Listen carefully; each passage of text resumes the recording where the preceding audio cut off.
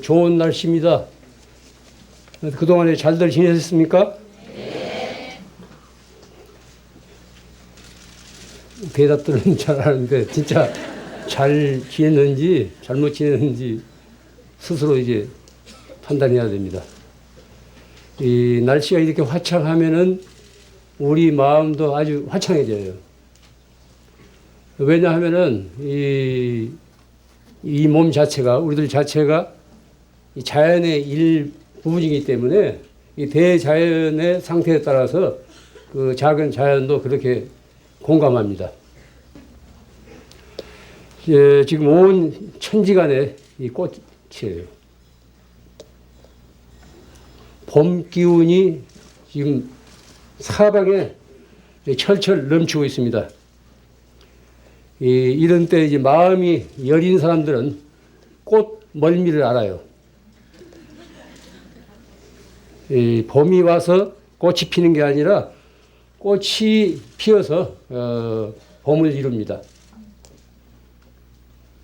꽃이 없는 봄을 한번 상상해 보십시오. 만약 꽃이 없는 봄이 온다고 할 때 그건 봄일 수가 없죠.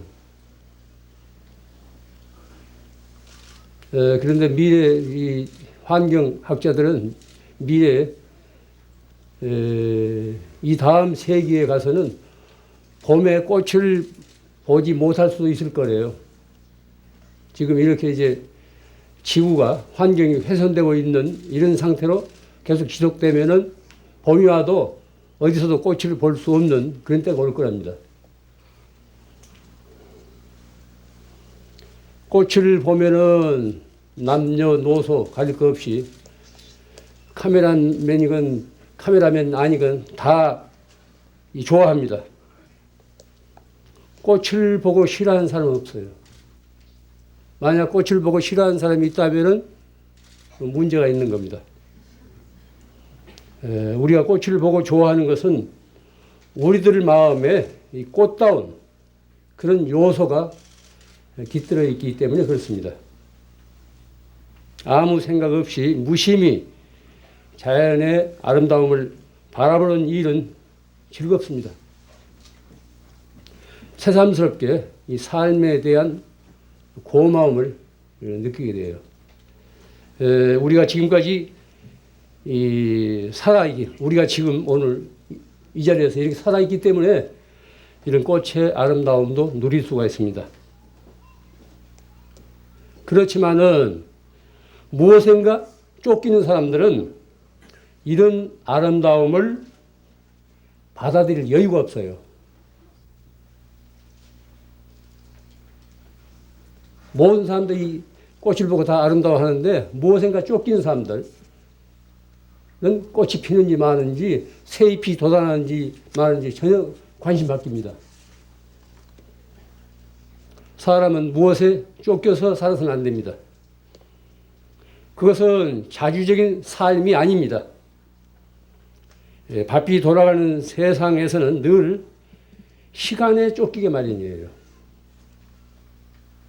뭐 출퇴근 시간 혹은 회의 시간, 오늘 또 법회 나오느라고 서두는 그런 시간, 또 누구를 만나는 시간, 일어나야 할 시간, 뭐 약속 시간 등등 거의 시간의 틀에서 벗어나지 못합니다.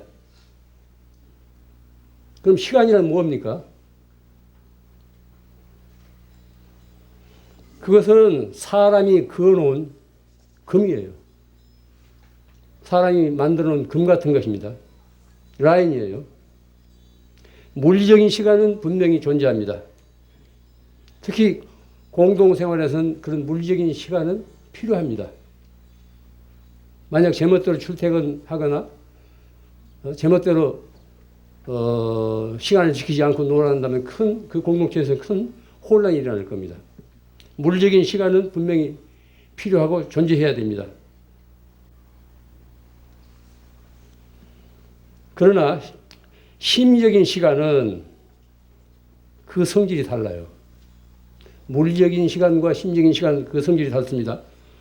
불안과 두려움은 이 심적인 시간에 의해서 부추김을 당해요.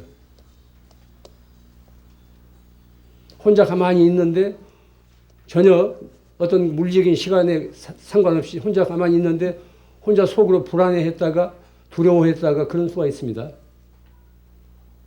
이것은 심리적인 시간을 감당 못해서 그런 겁니다. 사람은 이 심적인 시간에서 자유로울 수 있어야 됩니다. 물리적인 시간은 이건 타의적이에요. 외부적인 겁니다. 심적인 시간은 자주적이에요.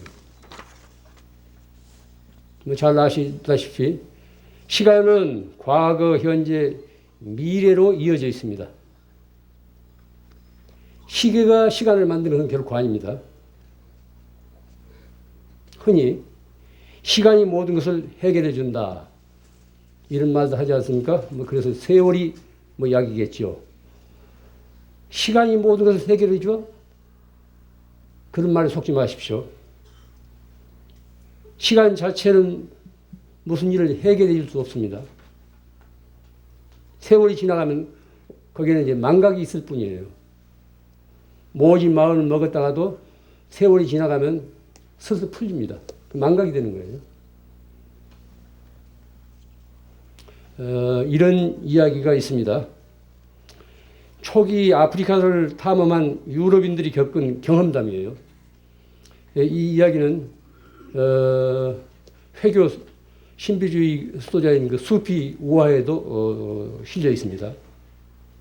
한 탐험가가 밀림을 뚫고 목적지를 향해 가고 있었는데 그는 짐을 운반해 줄 세 사람의 원주민을 고용했어요. 많은 짐을 가지고 가야 하기 때문에 혼자 갈 수가 없기 때문에 또 길 안내도 받아야 되기 때문에 원주민 세 사람을 고용했습니다. 그 탐험가가. 그들은 사흘 동안 충분한 휴식도 취하지 못한 채 서둘러서 밀림을 뚫고 앞으로 계속 나가기만 합니다. 사흘째 되던 날 짐꾼들은 자리에 주저앉아서 더 움직이려고 하지 않습니다. 길을 잘 오다가 갑자기 짐꾼들이 주저앉아가지고 움직이려고 하지 않으니까 이 탐험가가 잔뜩 화를 내요. 서양 사람들, 미개인들한테 화를 잘 내듯이. 미개인이 아니라고 원주민이에요. 원주민. 문명에 오염되지 않는 원주민입니다. 탐험가는 화를 내면서 예정된 날짜의 시간에 그 목적지까지 꼭 도착해야 하기 때문에 어서 가자고 아주 재촉을 해요. 그렇지만 짐꾼들은 그 자리에서 꼼짝도 하지 않습니다. 그래서 그는 욱박지기도 하고 달래기도 하지만 짐꾼들은 전혀 여지부동이에요. 그래서 탐험가는 그 세 사람 중 한 사람을 붙들고 그럼 이유를 한번 말해보아라. 너희들이 이렇게 이제 잘 오다가 왜 이제 주저앉아가지고 다시 길을 가려고 하지 않는 이유를 한번 말해보라고 하니까 그가 한 말이에요. 우리는 이곳까지 제대로 쉬지도 않고 너무 빨리 왔어요. 이제 우리 영혼이 우리를 따라올 시간을 주기 위해서 이것을 기다려야만 합니다. 이렇게 이제 대답을 합니다. 쫓기듯이 사흘 동안 계속 왔기 때문에 영혼이 분리된 거예요. 그래서 영혼이 우리를 따라올 시간을 주기 위해서 이곳에 기다려야 한다는 거예요. 그들은 탐험가가 이끄는 대로 허둥대면서 쫓기듯 길을 헤쳐오느라고 영혼이 따라올 시간을 주지 않았던 겁니다. 다른 말로 하자면은 정신없이 쫓겨왔던 겁니다. 이 이야기는 현대의 우리들에게 아주 중요한 가르침을 전하고 있습니다. 속도와 효율성만을 내세우다가 영혼을 상실한 현대인들의 모습을 그대로 상징하고 있습니다. 속도와 효율성만을 내세우다가 영혼을 상실해버린 현대인의 모습을 그대로 드러내고 있는 겁니다. 속도는 스트레스를 일으키는 원인이 될 수 있습니다. 시간에 쫓기거나 몹시 서두를 때 또는 재촉을 당할 때 스트레스를 받아요. 또 너무 빨리 움직일 때 우리는 안정을 잃습니다. 정서가 불안정이 된다고. 뭐 그런 경험들 다 있겠죠. 저도 가끔 겪습니다. 제한 속도 100km로 달려야 할 구간을 140km나 150km로 달리게 되면은 연료만 많이 소모되는 것이 아니라 불안정한 정서를 이루게 돼요. 그리고 자기 자신도 모르게 흥분해서 들뜨게 된다고. 그리고 피곤이 가중됩니다. 스트레스가 쌓이는 겁니다.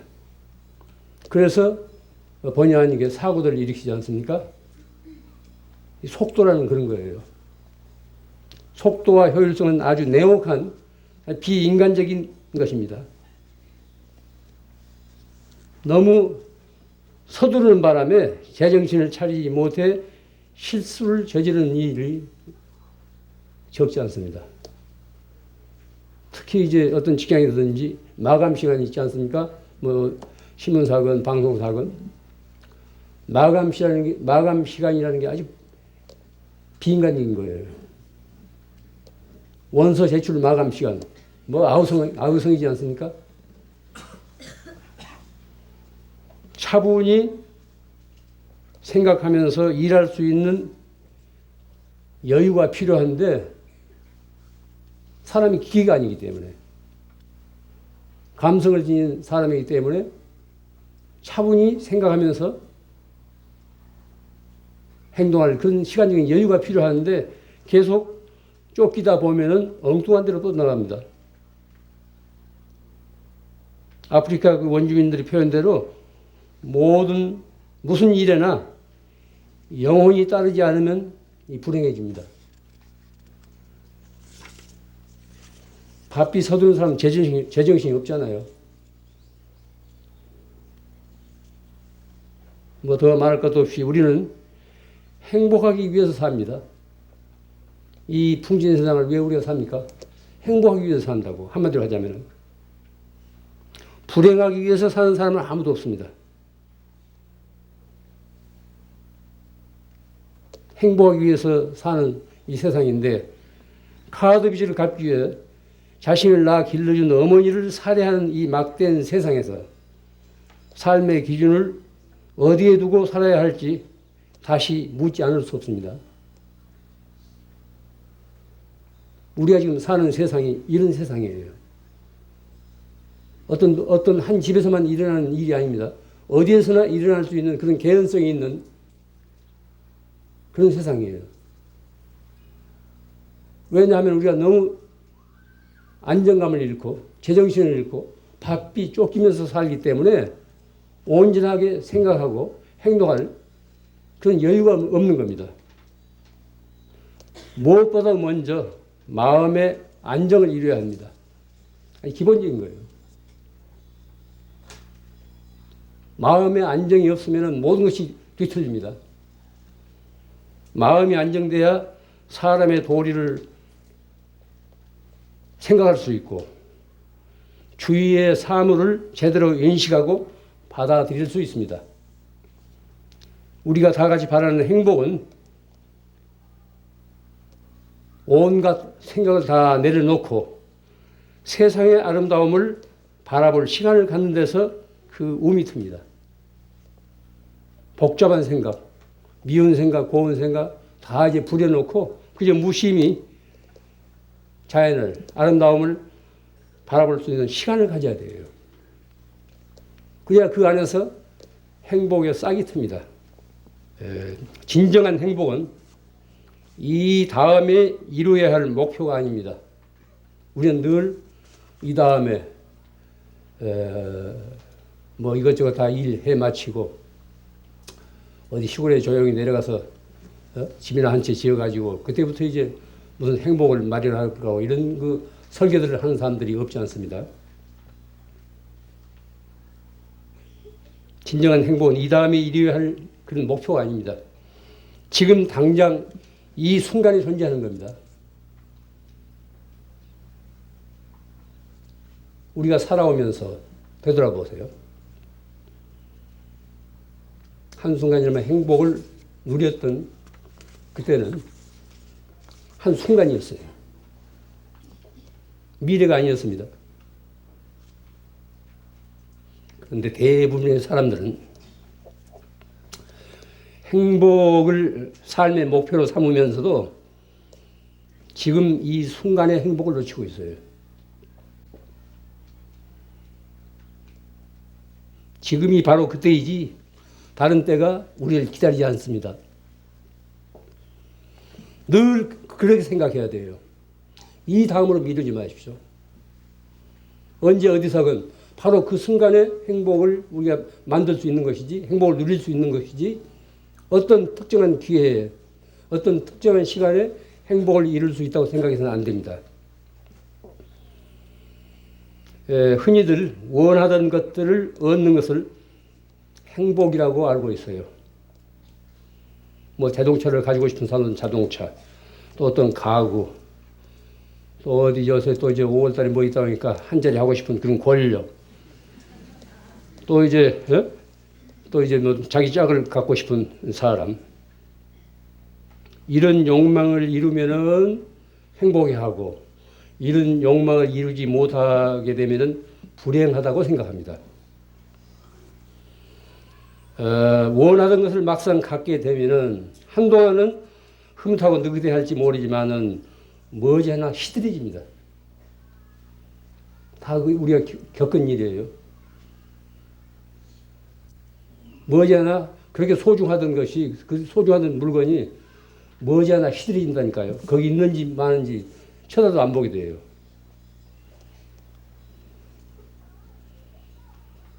그것은 모두 덧없는 것들이기 때문입니다. 늘 변화하기 때문이에요. 고정불변한 것이 아니라 늘 변할 수 있는 그런 이 덧없는 것들이기 때문에 그렇습니다. 그것들은 어디까지나 삶의 부수적인 것이지 본질일 수가 없어요. 본질은 변할 수 없습니다. 부수적인 것은 상황에 따라서 늘 변해요. 그러니까 우리가 자동차라든가 무슨 가구라든가 어떤 권력이라든가 등등 이런 것들은 다 삶의 어떤 부수적인 겁니다. 이게 본질이 아니에요.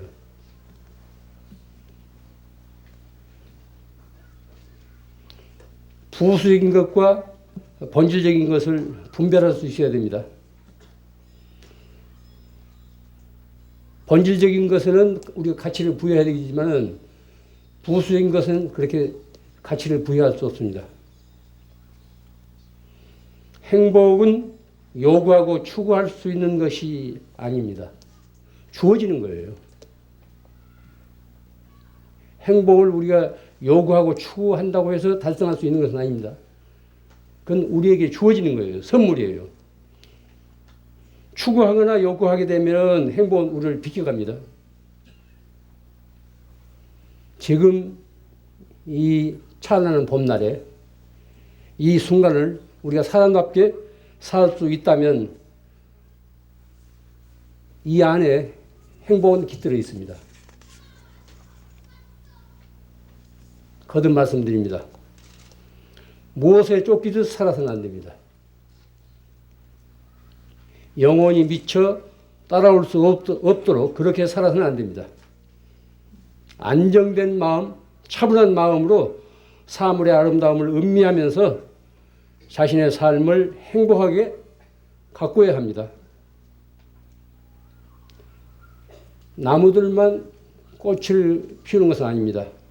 우리 인생도 저마다 자신의 기량을 마음껏 드러낸다면 그때 그곳에서 향기로운 그런 삶의 꽃을 활짝 피울 수 있습니다. 사람은 누구나 행복하게 살 능력을 지니고 있습니다. 그러한 잠재력을 묵혀두지 말고 마음껏 발휘해서 세상의 조화를 이루어야 됩니다. 행복은 앞으로 다가올 미래에 있지 않고 바로 지금 이 순간의 삶에 있다는 사실을 거듭 명심하기 바랍니다. 이 눈부신 봄날 활짝 문을 연 꽃들한테서 행복하게 사는 비결을 더 구체적으로 들으면서 오늘 하루 이 자리에서 마음껏 행복을 누리십시오.